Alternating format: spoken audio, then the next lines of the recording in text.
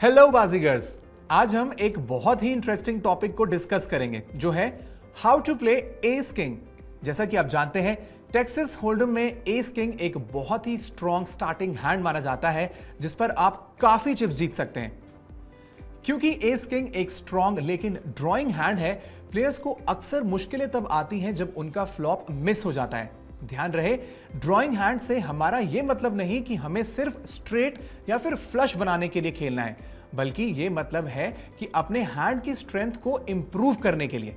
Community cards में S या king का आना जरूरी है ताकि हम एक बड़ा पेयर बना सकें। इसी वजह से इस हैंड के साथ पांचों कम्युनिटी कार्ड्स देखना ज्यादा अच्छा रहता है।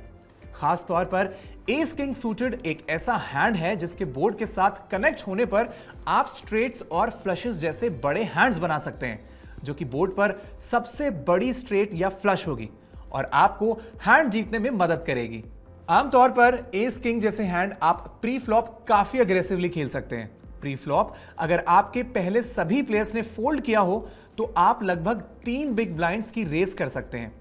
वहीं अगर आपसे पहले किसी प्लेयर ने रेस किया हो तो आप यहां री रेस भी कर सकते हैं, खासकर जब आप इन पोजीशन हो, यानी डीलर बटन से या फिर डीलर के एकदम पहले वाली पोजीशन से। एस किंग इसलिए भी एक बेहद स्ट्रॉन्ग हैंड माना जाता है क्योंकि जब भी आप एक पेयर हिट करेंगे वो हमेशा टॉप पेयर यानी सबसे बड़ा पेयर होगा, सबसे बड़े पॉसिबल किकर के साथ। किकर, जैसा कि आपको याद ही होगा, उस दूसरे कार्ड को कहते हैं जो तब इस्तेमाल में आता है जब किसी एक कार्ड से दोनों प्लेयर्स का सेम रैंकिंग का कॉम्बिनेशन बन रहा हो।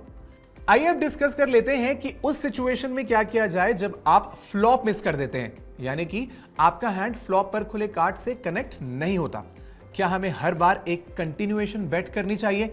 इस सवाल का जवाब है नहीं। ऐसे बोर्ड्स जहां पर एस किंग के इंप्रूव होने का चांस कम होता है वहां हमें कंटिन्यूएशन बेट करना जरूरी नहीं होता।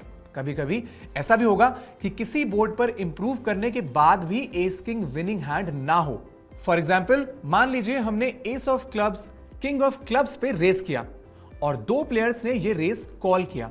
अगर बोर्ड आता है 10 of spades, 9 of spades, 7 of hearts, यहां सी बेट करना ठीक नहीं होगा। पोकर के एक बहुत बड़े प्लेयर डॉयल ब्रंसन ने भी अपनी किताब में लिखा था कि ace king is a great hand because when you hit the flop you are likely to win a big pot and when you miss you are likely to lose very little. यानी ace king एक बहुत ही अच्छा hand इसलिए है क्योंकि जब आप flop hit करते हैं तो आप एक बड़ा पॉट जीत सकते हैं और जब आप मिस करते हैं तो आप ज्यादा चिप्स नहीं हारते। यही नियम आप एस क्वीन के लिए भी इस्तेमाल कर सकते हैं क्योंकि एस क्वीन और एस किंग काफी हद तक एक जैसे हैंड्स हैं। आइए अब कुछ एग्जांपल्स के साथ देखते हैं कि एस किंग अलग अलग तरीके के बोर्ड्स पर कैसा परफॉर्म करता है। इन सभी एग्जांपल्स में हम ये मानकर चलेंगे कि हमारा hand S of clubs king of clubs है। एग्जाम्पल 1, अगर बोर्ड है 10 of clubs, 7 of clubs, 3 of hearts, यहां एक से ज्यादा तरीके से हमारा हैंड इंप्रूव हो सकता है।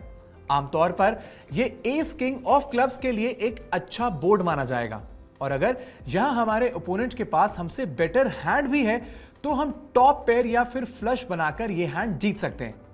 मान लीजिए हमारे ओपोनेंट के पास यहां क्वीन 10 सूटेड या जैक 10 सूटेड या 10 9 सूटेड जैसा हैंड है, तो हमारे पास उससे बेहतर हैंड बनाने के लिए 15 आउट्स हैं। डेक में बचे हुए 9 क्लब्स जिनसे हमारा फ्लश बन जाएगा और 3 एसेस और 3 किंग्स जिनसे हमारा उनसे बड़ा पेयर बन जाएगा। एग्जाम्पल नंबर 2, अगर फ्लॉप आता है ace of diamonds, queen of hearts, jack of diamonds, ये एक ऐसा फ्लॉप है जहां हमें सावधानी से खेलना चाहिए।